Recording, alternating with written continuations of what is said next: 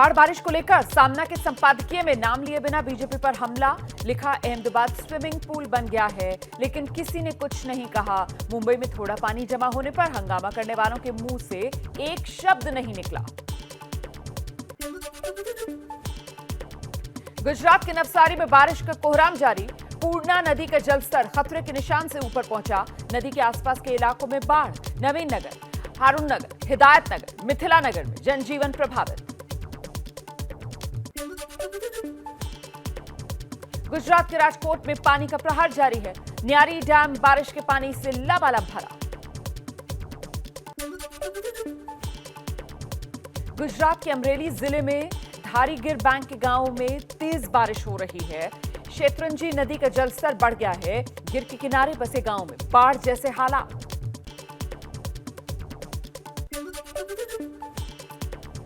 गुजरात में बाढ़ और बारिश से बुरा हाल है। 69 लोगों की मौत हो चुकी है। जूनागढ़, गिर सोमनाथ, नवसारी, डांग, वलसाड़ जिलों के लिए रेड अलर्ट।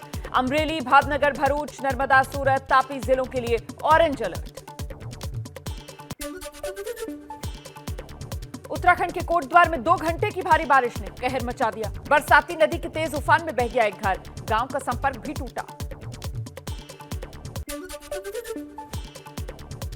कर्नाटक के बेलगावी में घटप्रभा नदी पुल के ऊपर से बह रही है। लोग जान जोखिम में डालकर पुल पार करने को मजबूर हैं। बाढ़ प्रभावित इलाकों का मुख्यमंत्री बसवराज बोम्मई ने दौरा किया। कोडागु और उत्तर कर्नाटक में बाढ़ से काफी नुकसान हुआ। ओडिशा के दक्षिणी क्षेत्र में लगातार बारिश ने कहर बरपा रखा है। मलकानगिरी जिले में मोटो और आंध्र प्रदेश के चिंतूर को जोड़ने वाला हाईवे जलमग्न हो गया है। पुल से 6 फीट ऊपर बाढ़ का पानी बह रहा है। दोनों तरफ बस, ट्रक समेत कई वाहन फंसे हुए हैं। मध्य प्रदेश के बीना में बारिश से बुरा हाल है। रेलवे अंडरब्रिज पानी में डूब गया है। लोग इसी पुल के नीचे से जान जोखिम में डालकर पार कर रहे हैं। मध्य प्रदेश के आगर में बिजली गिरने से 3 स्कूली बच्चों की मौत। 4 लोग गंभीर रूप से घायल। प्रशासन ने मृतकों के परिवार वालों को 4-4 लाख रुपए का मुआवजा दिया। उत्तर प्रदेश के सहारनपुर में बरसाती नदी में अचानक आए पानी की वजह से बीच में फंसा बाइक सवार बाद में ज्यादा पानी देख वापस लौटा।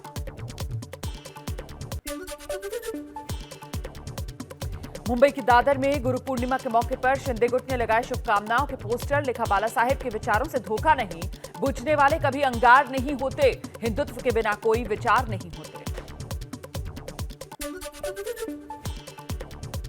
शिवसेना ने एनडीए की राष्ट्रपति उम्मीदवार द्रौपदी मुर्मू को समर्थन देने का औपचारिक ऐलान किया। उद्धव ठाकरे बोले, मुझ पर कोई दबाव नहीं।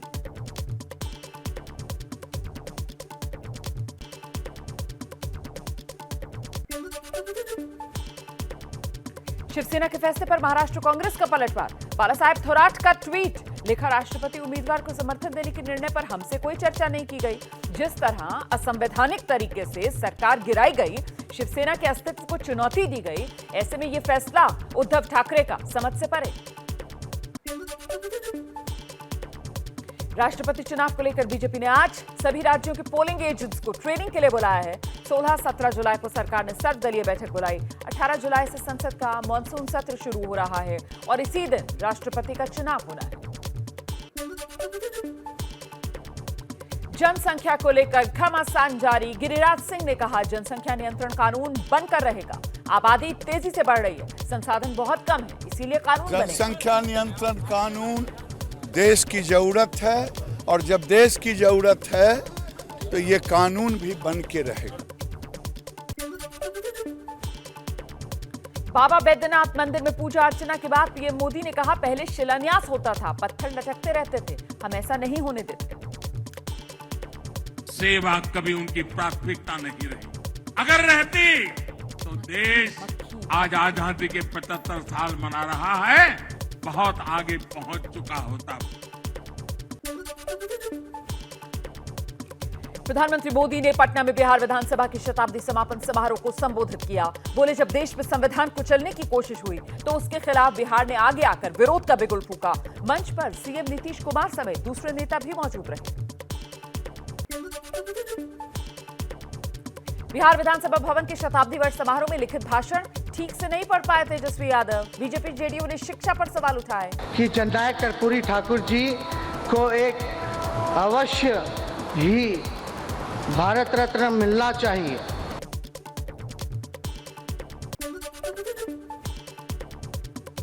नई संसद में अशोक स्तंभ को लेकर विवाद, विपक्ष ने शेर के आकार में बदलाव को लेकर प्रधानमंत्री मोदी पर हमला किया। बीजेपी का एक तरफ पलटवार। वो शेर और एक तरफ मोदी जी जैसा शेर, तो इनको थोड़ी सी दहशत इस बात की है, दर्द नहीं है, दहशत है। लालू प्रसाद यादव के बेटे तेज प्रताप यादव पहुंच गए गोवर्धन। गाड़ी से गोवर्धन परिक्रमा की कर रहे थे जिद, पुलिस ने नहीं करने दी गाड़ी से परिक्रमा। पुलिस प्रशासन के व्यवहार पर तेज प्रताप ने सवाल उठाए। कि जिस तरीके से पूरे बिहार, पूरे हिंदुस्तान और पूरे विश्व में जिस तरीके से लोग देख रहे हैं कि अस्वस्थ चल रहे हैं और उनकी अच्छा हो जाए, सब भगवान से ये मनाने के लिए हम परिक्रमा करने के लिए आए, लेकिन हमें रोकने का काम किया गया है। मध्य प्रदेश में नगरीय निकाय के दूसरे चरण के चुनाव के लिए मतदान जारी है। दूसरे चरण में 5 नगर पालिका निगम, 40 नगर पालिका परिषद और 169 नगर परिषद में वोट डाले जा रहे हैं। दार्जिलिंग में देखा मुख्यमंत्री ममता बनर्जी का अनोखा अंदाज। संडे हाट में फूड स्टॉल पर पहुंची, बंगाली गोलगप्पे बनाए।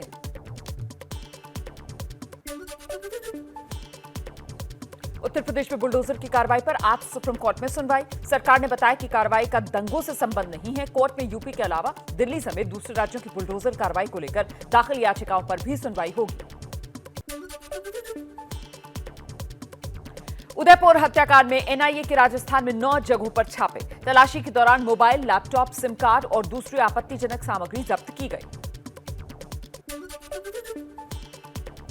अजमेर में लगातार बिगड़ रहे माहौल को देखते हुए जिला प्रशासन ने शहर में सद्भाव रैली निकाली। इस रैली को लेकर दावा किया गया था बड़ी संख्या में सभी समाज के लोग शामिल होंगे, लेकिन रैली में सिर्फ अल्पसंख्यक समुदाय के लोग ही शामिल थे।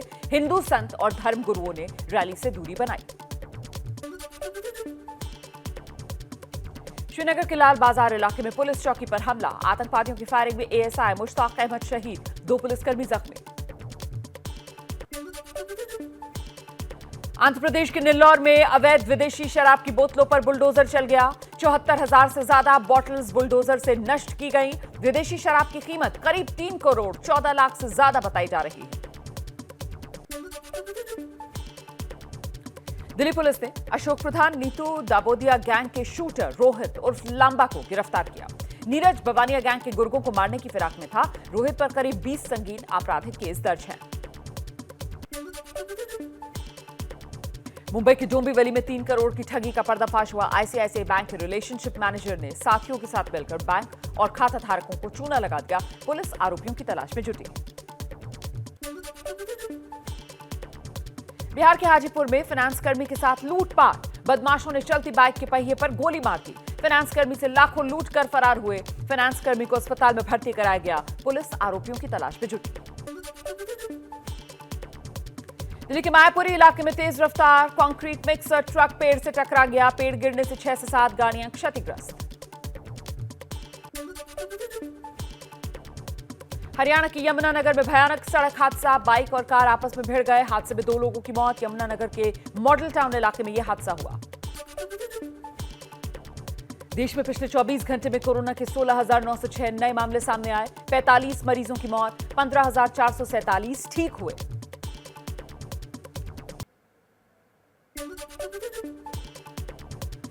देश की बड़ी एयरलाइंस कंपनी इंडिगो ने कर्मचारियों की सैलरी में 8% का इजाफा किया। कंपनी ने यह फैसला तब लिया जब बड़ी संख्या में कर्मचारी लीव पर चले गए थे। 1 अगस्त से लागू होगा यह नया वेतन।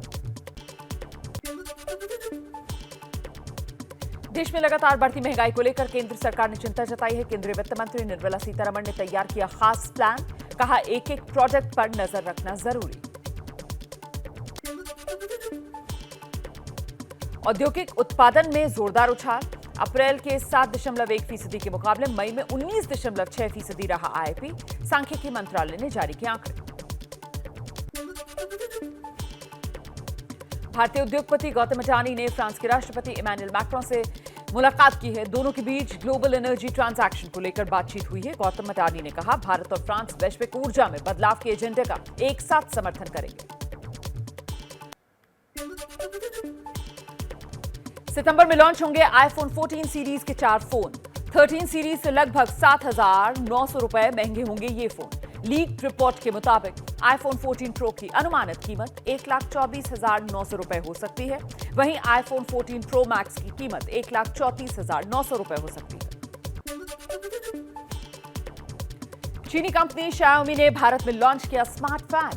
Xiaomi होम ऐप के जरिए ऑपरेट होगा। आवाज से फैन को ऑन ऑफ किया जा सकेगा।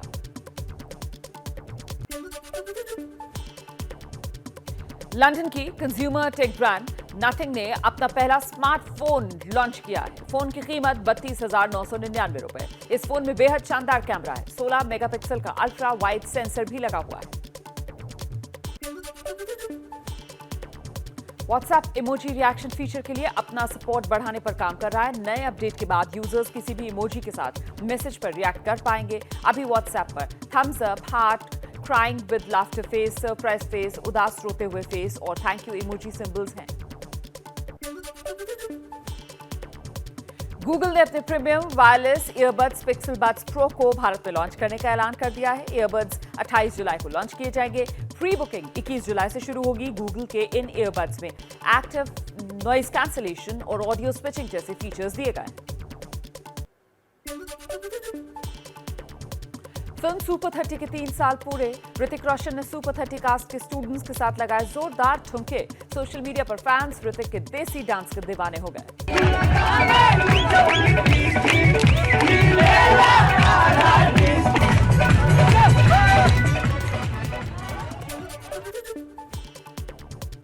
कॉमेडियन भारती सिंह और हर्ष लिम्बाचिया ने बेटे लक्ष्य की पहली झलक दिखा दी है।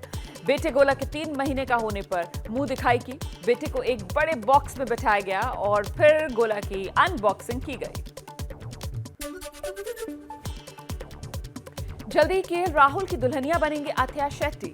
जोर शोर से हो रही है तैयारी। एक रिपोर्ट के मुताबिक अगले 3 महीने में शादी कर सकते हैं राहुल और अथिया। सूत्रों के मुताबिक दोनों के परिवार आपस में मिले हैं।